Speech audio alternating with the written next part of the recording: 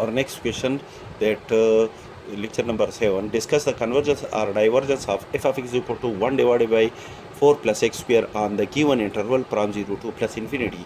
Since f of x is continuous on the given interval, therefore the improper integral of the function f of x on the given interval is equal to limit m tend to plus infinity integral from 0 to m f of x dx. Replace the upper limit plus infinity by a variable m, which is equal to limit m tend to infinity integral from 0 to m 1 divided by 4 plus x square dx.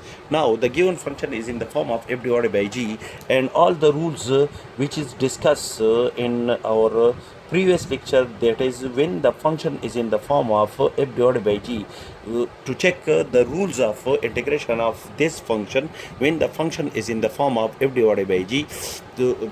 Now each point, the first two condition is failed to hold. The third condition, that is the given function is the result of the inverse trigonometric function, which is the tangent inverse of x. So rearrange the given function. We have 4 is constant, 4 is common in these two terms. We have 4 multiplied by 1 plus x square divided by 4, and rearrange. We have 1 over 4 is constant, push out it from the integral sign. 1 over 4, 1 divided by 1 plus x divided by 2 whole square dx, and the result of according to this rule, the result of the integration, the result of this integral is tangent inverse of x divided by 2 divided by the derivative of the variable.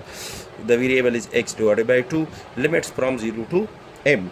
Apply the result of x divided, the derivative of x divided by 2 is 1 over 2 is common, and the derivative of x with respect to x is 1. 1 multiplied by 1 over 2 is 1 over 2. 1 over 2 is constant, push out it from the limit sign. 2 divided by 4, limit m tend to infinity. Apply the upper limit, which is tangent inverse of m divided by 2, minus apply the lower limit, tangent inverse of 0 divided by 2.